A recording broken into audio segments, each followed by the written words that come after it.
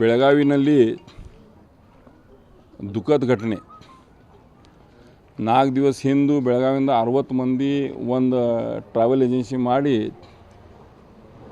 ಮಹಾಕುಂಭಮೇಳಕ್ಕೆ ಹೋದ್ಮೇಲೆ ನಿನ್ನೆ ಸ್ನಾನಕ್ಕೆ ಹೋಗೋ ಟೈಮ್ ಬಗದಡ್ ಅಂತಾರೆ ಸ್ಟ್ಯಾಂಪೇಗಾಗಿ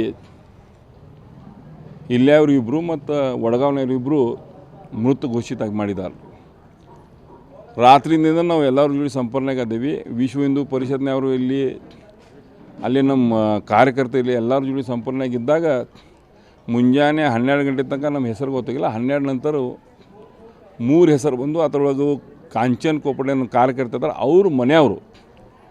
ಅಂದ್ರೆ ಕಾಂಚನ್ ಕೋಪಟೆ ಸ್ವಲ್ಪ ಇಂಜುರಿ ಆಗೈತಿ, ಇನ್ನೂ ತನಕ ಅವ್ರಿಗೂ ಏನೂ ಸಮಸ್ಯೆ ಇಲ್ಲ. ಅದ್ರ ಮನೆಯವರು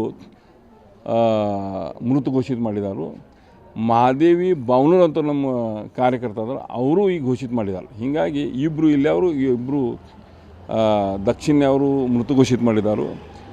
ಜಿಲ್ಲಾಧಿಕಾರಿ ಜೋಡಿ 2-3 ಸಲ ಚರ್ಚೆ ಆದಮೇಲೆ ಲಾಸ್ಟಕ್ಕೆ ಅವರು ಸ್ಪೆಷಲ್ DC ಶ್ರೀ ಹರ್ಷ ಶೆಟ್ಟಿ ಅಂತ ಅವ್ರಿಗೂ ನೇಮಕ ಮಾಡಿ ಸೀನಿಯರ್ ಆಫೀಸರ್ ನೇಮಕ ಮಾಡಿ ಇವರು 4 ಮೃತದೇಹ ಬರಬೇಕಂತ ತಿಳ್ಕೊಂಡು ಈಗಾಗಲೇ ಅವರು ಪ್ರಯಾಣ ಮಾಡಿದ್ದಾರೆ ಎಲ್ಲೇ ಕುಂಭಮೇಳಕ್ಕೆ. ಹೀಗಾಗಿ ಇದು ಪ್ರೊಸೆಸ್ ಏನು ಆಗಬೇಕು ಅಂತ ಪ್ರೊಸೆಸ್ ಈಗಾಗಲೇ ಜಿಲ್ಲಾಧಿಕಾರಿ ಶುರು ಮಾಡಿದರು. ಇವು ಹರ್ಷ ಏನು ಸ್ಪೆಷಲ್ DC ಅದಾರ ಅವ್ರ ಜೋಡಿ ಚರ್ಚೆ ಆದಮೇಲೆ ಆ ದೇಹಗಳು ಯಾವಾಗ ತೊಗೊಂಬರ್ತಾರೆ ಅದ್ರ ಬಗ್ಗೆ ಇನ್ನೂ ತನಕ ಸ್ಪಷ್ಟತೆ ಇಲ್ಲ. ಹೀಗಾಗಿ ಅದ್ರ ಬಗ್ಗೆ ನಾವು ಫಾಲೋ ಮಾಡ್ತೀವಿ. ಯಾವಾಗ ಕರ್ಕೊಂಬರ್ತಾರೆ ಆವಾಗ ತಮ್ಮೆಲ್ಲರಿಗೂ ತಿಳಿಸ್ತಾರೆ ಅಂತ ನಾನು ಹೇಳ್ತೀನಿ. ಇನ್ನೊಂದು